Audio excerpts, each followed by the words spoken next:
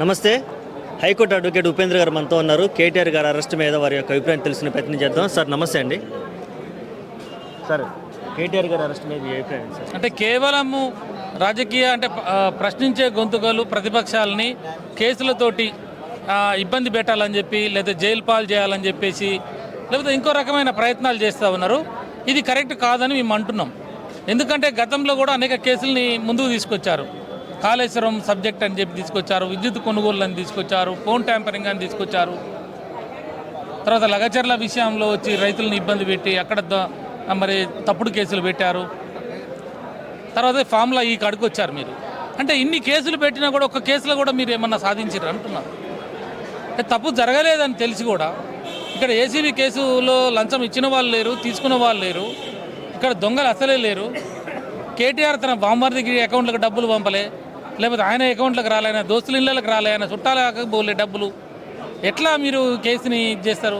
అంటే కేవలం కావాలని చెప్పేసి మాట్లాడుతూ ఉన్నాడు, ప్రశ్నిస్తూ ఉన్నాడు. మీరు ఇచ్చిన అబద్ధాలని వాళ్ళ అసెంబ్లీలో ఎండగడతా ఉన్నాడు.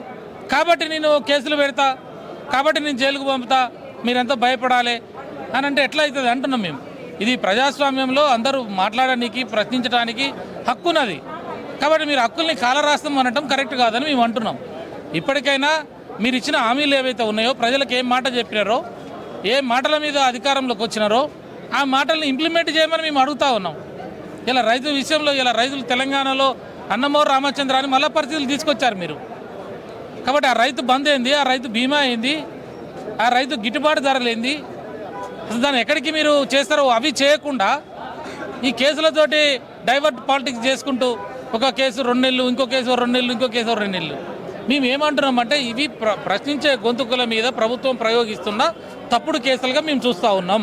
రాష్ట్రంలో సంచలనాలు నమోదు చేయడం కోసం ఇవన్నీ నెలకి ఒక్కో సంచలనం నమోదు అవుతుందా? అసలు ఈ సంచలనాలు ఉపయోగం ఉందంట. అదే నేను ఏమంటున్నా, ఇది డైవర్ట్ పాలిటిక్స్ అంటున్నాం మేము. మూసీ విషయానికి వచ్చినారు. మూసీ విషయంలో జనమంతా కూడా తప్పు పట్టిర్రు.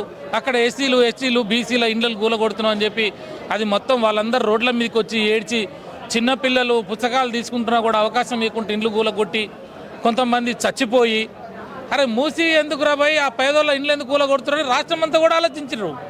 ఒక హైదరాబాద్లో మూసీ తీసేస్తే హైదరాబాద్కు పరిమితి కాలే అంశం. రాష్ట్ర ప్రజలందరూ కూడా పేదవాడి ఇండ్లు ఎందుకు కూలగొడుతుంది ప్రభుత్వం, ఈయన తప్పు చేస్తున్నారు ముఖ్యమంత్రి గారు, ఇది మంచి పద్ధతి కాదని చర్చ జరుగుతున్న సందర్భంలో మళ్ళీ ఒక కేసు తీసుకొస్తాడు. అప్పుడు లగచర్ల అన్నాడు. లగచర్లలో పోయి మళ్ళీ అక్కడ గిరిజనుల భూములు, దళిత భూములు, అది ఇంకా పెద్ద విస్ఫోటన లాగా వెళ్ళిపోయింది. దళితులు, గిరిజనులు, బీసీలు మళ్ళీ వ్యతిరేకం అయిపోయారు. సార్ ఎప్పుడైనా దేశ చరిత్రలో కానీ రాష్ట్ర చరిత్రలో కానీ రైతులు తీసుకెళ్లి జైల్లో పెట్టి అన్ని రోజులు ఉంచడం మీరు ఎప్పుడైనా చూస్తారా? యాజ్ అడ్వకేట్గా మీరు? నేను అదే అంటున్నా, వాళ్ళు ఎంతసేపు ఉన్నా కూడా ఒక అంశం మీద ప్రజలలో చర్చ జరుగుతుంది, ప్రజలలో పార్టీ డ్యామేజ్ అయిపోతుంది, ప్రజలందరూ కూడా కాంగ్రెస్ పార్టీ ప్రభుత్వాన్ని తిడుతున్నారు. ఈ విషయం వాళ్ళకి తెలుస్తుంది. తెలిసిన వెంటనే ఏం చేస్తాడు, ఒక కేసు తీసుకొస్తాడు. మళ్ళీ ఒక కేసు ముందుకొచ్చి ఇదిగో కేసు కేటీ రామారావు గారు 50 కోట్లు తీసుకున్నాడట అని చెప్పి ప్రచారం చేశారు. అరే 50 కోట్లు ఎవడు లంచం ఇచ్చిండు, ఎవడు తీసుకున్నాడు? ఒకవేళ లంచం తీసుకుంటే లంచం తీసుకున్నాడు కూడా కేసు పెట్టాలి కదా. అది లంచం కాదు కదా. ఒక బ్యాంక్ అకౌంట్ నుంచి సీదా ఆ ఎఫ్ఈఓకి వాళ్ళ సిఇఓ అకౌంట్లోకి వెళ్ళిందని చెప్పి వాళ్ళే చెప్పినారు. నేను ఏమంటున్నా, ఇవాళ కంప్లైంట్ ఇస్తే రేపే ఎఫ్ఐఆర్ ఎట్లయితుంది? అంటే మీ ఉద్దేశం ఏంటి అంటున్నాం మేము. అంటే ప్రజల్ని మొత్తం కూడా డైవర్ట్ చేస్తూ ఈ కేసుల పేరుతోటి కొన్ని రోజులు కేసీఆర్ గారి మీద, కొన్ని రోజులు హరీష్ రావు గారి పేరు మీద, కొన్ని రోజులు కవితక్క పేరు మీద, కొన్ని రోజులు కేటీఆర్ పేరు మీద, ఇట్లా దపదపాలుగా ఎన్ని రోజులు మీరు ఈ అబద్ధాల కేసులు తెస్తారు? ఆధారాలు లేనటువంటి ఆరోపణలు చేస్తారు. డాక్యుమెంటరీ ఎవిడెన్స్ లేకుండా ఏ కేసు నిలబడుతుంది? కాబట్టి మేము ఏమంటున్నామంటే ఈ పద్ధతులు మంచివి కావు. ప్రశ్నించే వాళ్ళని మీరు డెమోక్రసీలో వాళ్ళకు ఉన్నటువంటి అవకాశాన్ని వాళ్ళని ఉపయోగించుకోనియండి. నువ్వు నిజంగా తప్పు జరిగితే ఆ రోజు కేటీఆర్ గారే ప్రెస్ మీట్ పెట్టి అన్నీ చెప్పినాడు. నువ్వు 4 గోడల మధ్యలో ఏమి ఇన్వెస్టిగేషన్? అసెంబ్లీలో 4 కోట్ల మంది ప్రజలు చూస్తారు కదా, అసెంబ్లీలో చర్చ పెట్టమని ముఖ్యమంత్రి గారికి లెటర్ ఇచ్చిండు కదా, బీఆర్ఎస్ పార్టీ నాయకులు అందరూ కూడా అడిగినారు కదా. అయినా మీరు అసెంబ్లీలో ఎందుకు చర్చ పెట్టలేదు? దాని మీద ఎందుకు పరారైపోయినారు అక్కడి నుంచి? కాబట్టి ఈరోజు నువ్వు ఏసీబీ 4 రూమ్లో పెట్టి కేటీఆర్ గారిని ప్రశ్నలు అడుగుతున్నావు అంటే ఆ ప్రశ్నలకు సమాధానం అంతా ప్రెస్ మీట్లోనే వచ్చింది. ఆ రోజు ప్రెస్ మీట్ పెట్టి చెప్పినాడు అన్ని విషయాలు. చెప్పినాక కూడా మరి ఈ రకంగా కేసులు పెడతాం, బెదిరిస్తాం, అడిగిన వాళ్ళ లోపల పెడతాం అంటే ఇది ఎంతవరకు సమంజసం అంటున్నాం మేము. కాబట్టి ఈ ప్రభుత్వం దుందుడుకు చర్యలు తగ్గించుకోవాలి. మీరు ఇచ్చిన మాటలు ఎట్లా నిలబెట్టుకుంటారో, ప్రజలకు మీరు ఎట్లా న్యాయం చేస్తారో, మీరు ఆ విషయాలు చేయకుండా అడిగిన వాళ్ళ మీద కేసులు పెడతాం, జైల్లో పెడతాం, పోలీస్ స్టేషన్లో పిలుస్తాం, ఏసీబీల పేరుతో పిలుస్తాం, ఈడీలతో పిలుస్తాం అంటే నీ ఈడీలకు, నీ ఏసీబీలకు, నీ పోలీస్ స్టేషన్లకి, నీ చట్టాలకు ఎవడు భయపడేటోడు లేడు ఇక్కడ. ఇదంతా ఉద్యమం నుంచి వచ్చినటువంటి నాయకత్వం. కేసీఆర్ గారి శిక్షణలో 20 సంవత్సరాలు తెలంగాణ రాష్ట్రం కోసం పోరాడి నిలబడి జైలు ఇవన్నీ కూడా మేము చూసినాం ఆల్రెడీ. మాకు అయిపోయింది ఈ సెక్షన్. మళ్ళీ తిరిగి నువ్వు ప్రశ్నిస్తే నేను జైలుకు పంపుతా, నేను కేసులు పెడతా, ప్రశ్నిస్తా అంటే నువ్వు ఏం చేయలేమంటున్నా నేను. నీ ఏసీబీ కేసు, ఇంకో కేసు మమ్మల్ని ఏం చేయలేదు. ఒకవేళ కేటీఆర్ గారిని అరెస్ట్ చేస్తే ఎలా ఉండబోతుంది కార్యాచరణ? అరెస్ట్ చేస్తే ఇప్పుడు అధికారం ఉన్నదని చెప్పి నేను అరెస్ట్ చేస్తా, నేను లోపల వేస్తా అంటే ఎన్ని రోజులు వేస్తావా? మాకు కోర్టు లేవా? మాకు చట్టం లేదా? ఈడీ కేసులో కవితక్కని పెట్టినారు, ఎన్ని రోజులు పెట్టినావు నువ్వు? బెయిల్ వచ్చింది కదా, సుప్రీంకోర్టు ఉంది, ఇక్కడ హైకోర్టు ఉంది, ఇక్కడ చట్టం మీద మనం న్యాయవాదులు ఉన్నారు, మాకు లీగల్ సెల్ ఉన్నది, న్యాయ వ్యవస్థ ఉన్నది కదా ఈ దేశంలో, 4th పిల్లర్. కాబట్టి మేము ఏమంటున్నాం అంటే నువ్వు ఈ తప్పుడు కేసులతోటి నువ్వు ఆపలేవు అంటున్నాను నేను. కాబట్టి ఎప్పటికైనా కూడా ఈ దేశంలో రాజ్యాంగం అనేది ఉన్నది, ఈ దేశంలో సుప్రీంకోర్టు ఉన్నది, హైకోర్టులు ఉన్నాయి. ఆ కోర్టులో మాకున్న హక్కుల్ని మేము తప్పకుండా మేము అడుగుతాం, మేము వాదించుకుంటాం. తప్పకుండా కేటీఆర్ గారు కడిగిన ముత్యంలాగా ఈ కేసులో ఏసీబీ కేసు పెట్టినావు కదా నువ్వు, కడిగిన ముత్యంలాగా కేటీఆర్ గారు దీంట్లో మేము ప్రూవ్ చేయడానికి మేము సిద్ధంగా ఉన్నాం. ఏం తప్పు జరగలేనప్పుడు మాకు మందు భయమంటున్నావు. నేను నువ్వు భయపెడుతున్నావు, కేసులు పెడుతున్నావు, మళ్ళీ భయపడమని చెప్తున్నాం. ఈరోజు కేసీఆర్ ఎందుకు రావట్లేదు, మాట్లాడట్లేదు అంటాడు. కేసీఆర్ వస్తే మీరు తట్టుకుంటారా? కేటీఆర్ అడిగిన ప్రశ్నలకే సమాధానం చెప్పలేక పరారైపోతున్నారు. అసెంబ్లీలో చర్చ పెట్టమంటే దిక్కులేదు నీకు.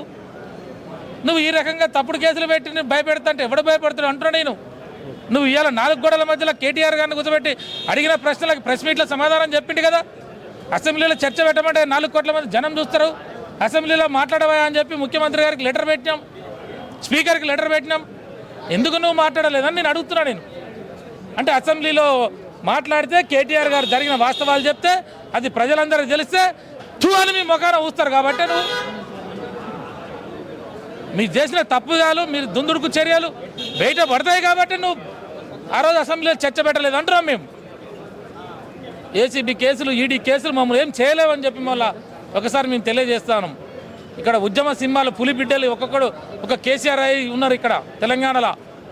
కాబట్టి కాంగ్రెస్ పార్టీ ఇప్పటికైనా ఇచ్చిన మాటలు నిలబెట్టుకొని, ప్రజలకు ఏం మాటలు ఇచ్చారో ఆ మాటలు నిలబెట్టుకోమని మేము అడుగుతా ఉన్నాం.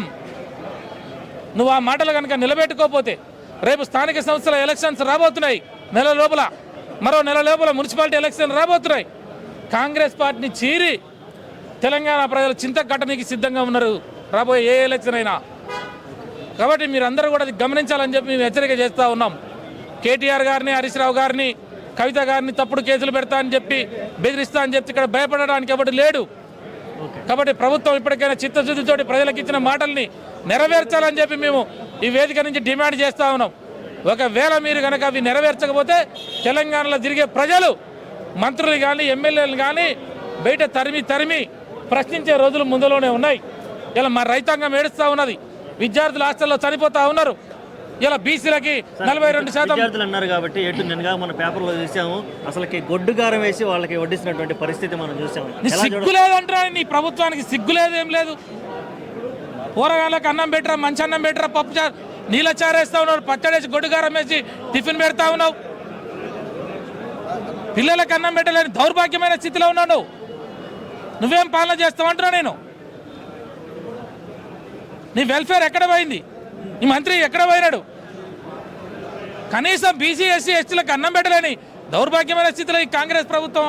ఇంత ఘోరం, 70 మంది పిల్లలు చచ్చిపోయినారు, ఎలకలు గరుస్తూ ఉన్నాయి, పిల్లల్ని పాములు గరిచి చచ్చిపోయారు, పండుకోవడానికి సద్దర్లు లేవు కప్పుకోనికి. కనీసం వాటి గురించి ఎక్కడ స్పందించట్లేదు సీఎం గారు కూడా. నేనేమంటున్నా, ఇవి నువ్వు మాట్లాడవు అంటున్నా నేను.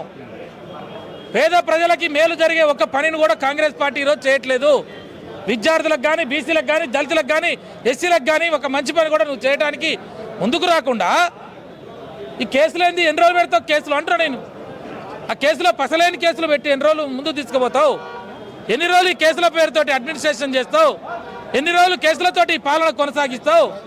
ముఖ్యమంత్రి గారిని సూటిగా అడుగుతా ఉన్నాం, ఇప్పటికైనా నువ్వు పరిపాలన మీద పట్టు తెచ్చుకోవయ్యా, నీ మంత్రులకు చెప్పువయ్యా. మీరందరూ కూర్చొని ప్రజలు ఓట్లేసిన ప్రజలకు ఏం న్యాయం చేస్తారో చేయమని మేము అడుగుతా ఉన్నాం. కాబట్టి ఇలాంటి దుందుడుకు చర్యలకు పోవద్దు, తప్పుడు విధానాలని ముందుకు తీసుకురావద్దు, ప్రజలను ఇబ్బందులు పెట్టవద్దని మేము అడుగుతా ఉన్నాం ముఖ్యమంత్రి గారిని. ఆ రోజు నువ్వేం చెప్పావు? కళ్యాణ లక్ష్మి ₹1,00,000 వస్తున్నాయి అక్క, వస్తున్నాయా చెల్లె అని చెప్పి డైలాగులు కొడితివి. కళ్యాణ లక్ష్మితో పాటు తులం బంగారం ఇస్తాను ఏతులు కొడితివి. ఇప్పుడు ఆ కళ్యాణ లక్ష్మి తులం బంగారం దేవుడు ఎరుగు ఎల్లెలకల పడుతున్నావు ₹1,00,000 అని ఎగిరెగిరి మాటలు చెప్పిన నువ్వు ఇలా ఎల్లెలకల సతికిల పడతా ఉన్నావు నువ్వు. కాబట్టి ఈ మహిళల్ని నువ్వు మోసం చేసినట్టు కాదా? ఏ వర్గాన్ని నిరుద్యోగులకి వృత్తి ఇస్తాను వాళ్ళని మోసం చేస్తావు, మహిళల్ని 2,500 ఇస్తాను మోసం చేతివి, కౌలు రైతులకి 15,000 ఇస్తాను మోసం చేతివి, 12,000 కూలీలకి వ్యవసాయ కూలీలకి ఇస్తాను మోసం చేతివి. ఎవరిని బాగు చేసినావు? 42% రిజర్వేషన్ ఇస్తానని బీసీలని ఆగం చేతివి. ఏ ప్రజలకి నువ్వు నీ వల్ల ఈ 13 నెలల్లో ఎవరికి మేలు జరిగిందని నేను అడుగుతున్నా. 1,38,000 కోట్ల రూపాయలు అప్పు చేసినావు కదా, ఎవరికి పెట్టినావు? 1,38,000 కోట్ల రూపాయలు ఎక్కడ పోయి నేను అడుగుతున్నాం. కాబట్టి ఇప్పటికైనా మీరు మంత్రులు కానీ, ఐఏఎస్లు కానీ, ప్రిన్సిపల్ సెక్రటరీలు కానీ కూర్చోండి. అసలు పరిపాలన ఎక్కడ ఉన్నది, ఎట్లా జరుగుతుంది, రాష్ట్రానికి ఆదాయం ఎంత, ఖర్చు ఎంత, ఎంత మిగులుతుంది, ఎంత తగులుతుంది, ఒకవేళ తగిలితే దీన్ని ఎట్లా డిస్ట్రిబ్యూట్ చేయాలి, మిగిలితే ఎట్లా, ఏ ప్రజలకి మాటలు ఇచ్చినాం కాబట్టి ఆ ప్రజలకు ఇవ్వాలని ఆలోచన చేయమని అడుగుతా ఉన్నాం. ఇంకా 4 ఏళ్లలో తెలంగాణ తిరోగమనం చేయవద్దని మేము అడుగుతున్నాం. Okay, thank you so much.